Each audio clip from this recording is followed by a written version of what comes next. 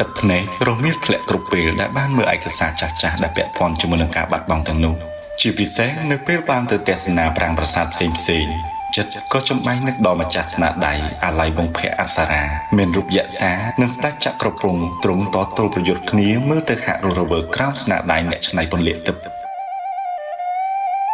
ក្នុងអារម្មណ៍ដ៏សែនសោកសៅនៅនឹកស្រណោះក៏មានបង្កប់ទៅដោយចិត្តរំភើបមានមោទនភាពជាមួយនឹងអ្វីដែលដូនតាដ៏សែនមហស្ចារ្យនៃខ្ញុំបានបន្សល់ឲ្យសោយនៅពាក្យកោតសរសើរអស់បណ្ដាអំបូរជាតិផ្សេងៗនៅក្នុងសម័យកាលនេះ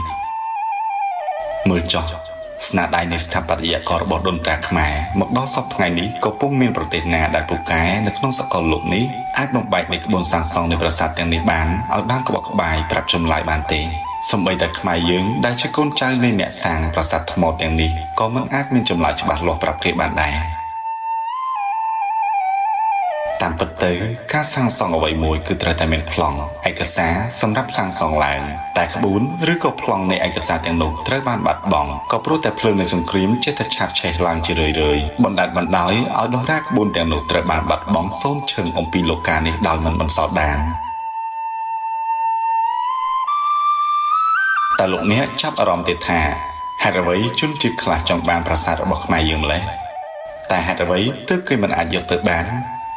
ម្យ៉ាងវិញទៀតបើពួកគេដណ្ដើមបានទឹកដីដែលមានប្រាសាទទាំងនោះហើយពួកគេត្រូវតែគោរពដល់ម្ចាស់ដើមដែលជាអំបូរខំនៃខ្មែរយើងជាការពិតណាស់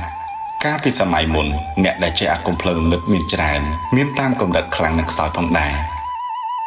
ខ្ញុំសូមលើកយករឿងមួយដែលពាក់ព័ន្ធជាមួយនឹងពាក្យដំណាលតគ្នានិងពាក្យដំណាលទាំងនោះគឺជាពាក្យដែលគេជឿថាវាអាចកើតឡើងមានពិតៗរហូតមកដល់ពេលថ្មីនេះនោះគឺជាពាក្យបណ្ដាសា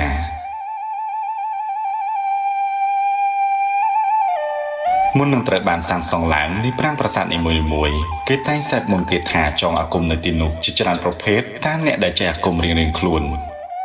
បាននិយាយស្រួលយល់គឺបើប្រាសាទមួយត្រូវបានសាងសង់ឡើងគេមានគ្រូចងអាគមច្រើនអ្នកមកសូត្រដើម្បីចងការពារក៏ដូចជាកោះហៅពពួកភ្លើងងឹតឲ្យមកយាមផងដែរហើយអ្នកដែលចេះមន្តអាគមខ្លាំងៗទាំងនោះសុទ្ធសឹងតែជាមេតបដែលខ្លាំងៗផងដែរ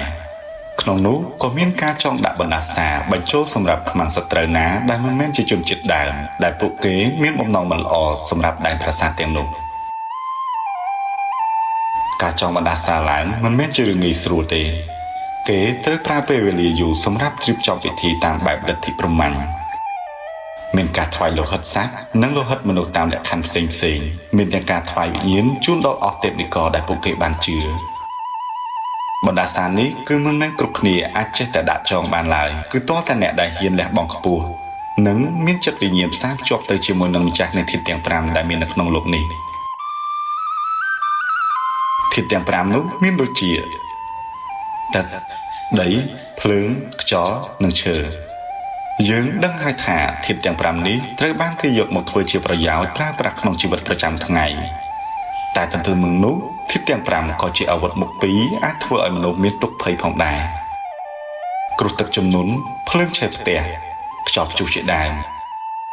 អ្វីដែលខ្ញុំចង់និយាយនោះគឺធាតុទាំង5នេះត្រូវបានគេយកមកធ្វើជាកម្លាំងនៃបណ្ដាសាសម្រាប់អំបូរជាតិផ្សេងណាដែលមានចិត្តចង់បំពានឬមិនគោរពប្រាសាទទាំងនេះដោយប្រការណាមួយពួកគេនឹងត្រូវធាតុណាមួយក្នុងចំណោមធាតុទាំង5ដាក់ទុកទោសដល់ពួកគេតាមកម្លាំងនៃម្ចាស់បណ្ដាសាបូជាហេតុនេះហើយទើបយើងមានឃើញរឿងហេតុដែលមនុស្សគ្រប់គ្នាគិតថាជារឿងចៃដន្យនោះបានកើតឡើងតាំងពីបុរាណកាលមកប៉ុន្តែភាគច្រើនអ្នកដែលចេះអាគមភ្លើងងឹតមួយចំនួនគេអាចនឹងខ្សែថារឿងទាំងនោះមិនមែនជារឿងចៃដន្យឡើយ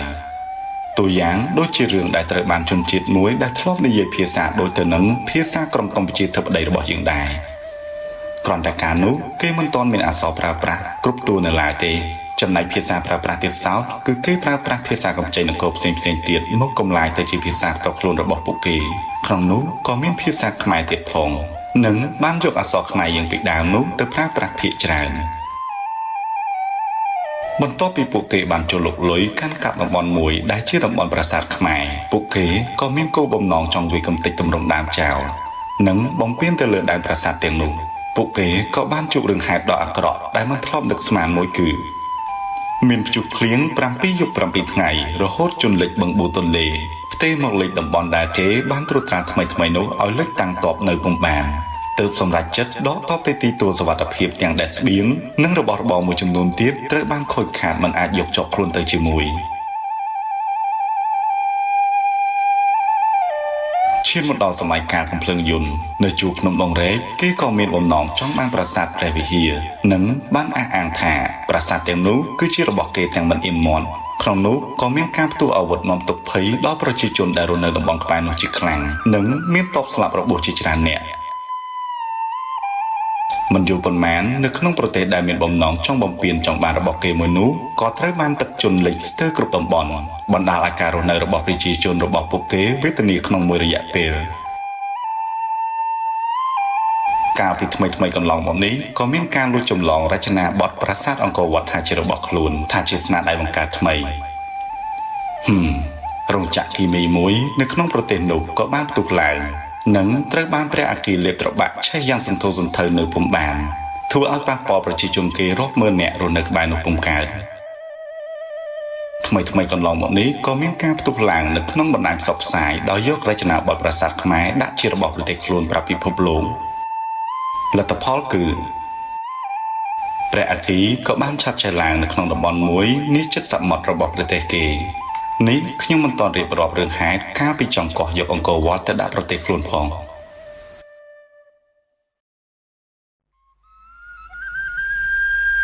ងាកមករឿងមួយទៀតតើលោកអ្នកនៅចាំបានទេកាលពីឆ្នាំ1931នៅប្រទេសបារាំងបានសាងសង់ប្រាសាទអង្គរវត្តដែលកាលនោះប្រទេសបារាំងកំពុងតែដាក់អាណានិគមមកលើប្រទេសកម្ពុជាយើងបន្ទាប់ពីបានសាងសង់ដាក់ជាពិព័រណ៍អាណានិគមស្របគ្នានោះផងដែរគេក៏ទទួលបានពាក្យថាការកេងចំណេញទៅលើអាណានិគមមិនត្រឹមតែប៉ុណ្ណោះប្រាសាទអង្គរវត្តនៅបារាំងនោះក៏ត្រូវបានខូចខាតខ្ទេចខ្ទីគ្មានសល់ដោយសារការទម្លាក់គ្រាប់បែកនៅក្នុងសម័យសង្គ្រាមលោកលើកទី2ទាំងនោះសុទ្ធតែជាការបំពានទៅលើព្រលឹងនៃដែនប្រាសាទខ្មែរលទ្ធផលមិនចំណេញថែមទាំងខូចខាតលើសដែរដោយសាររឿងហេតុទាំងនោះហាក់ដូចជាចែកដន្យច្រើនដងពេកទើបមនុស្សគ្រប់គ្នាតែងយល់ថាទាំងនោះគឺជាបណ្ដាសាររបស់បុព្វបុរសដែលបានចងឡើងក្នុងគោលបំណងរក្សានូវអត្តសញ្ញាណដើមមិនឲ្យបាត់បង់បើទោះជាបាត់បង់ក៏នៅតែបាត់បង់ដោយបន្សល់នៅក្រោមរូបភាពដែលជារបស់ខ្មែរដដែលយើងមានឃើញប្រជាជនជាតិសាសន៍មួយគេបានអះអាងថាខមមិនមែនជាខ្មែរទេដោយលើកហេតុផលថាខមគឺជាអំបូរជាតិសាសន៍ផ្សេងទៀតក្រៅអំពីខ្មែរខ្មែរយើងមានចរិតស្លូតបូតស្មោះត្រង់ពេកហើយមិនអាចចង់បានរបស់ប្រទេសអ្នកដទៃតែក្នុងនោះយើងតែងមានទឹកចិត្តឬបំរាស់ដ៏ខ្លាំងក្លាជានិច្ចរាល់ការជិះជាន់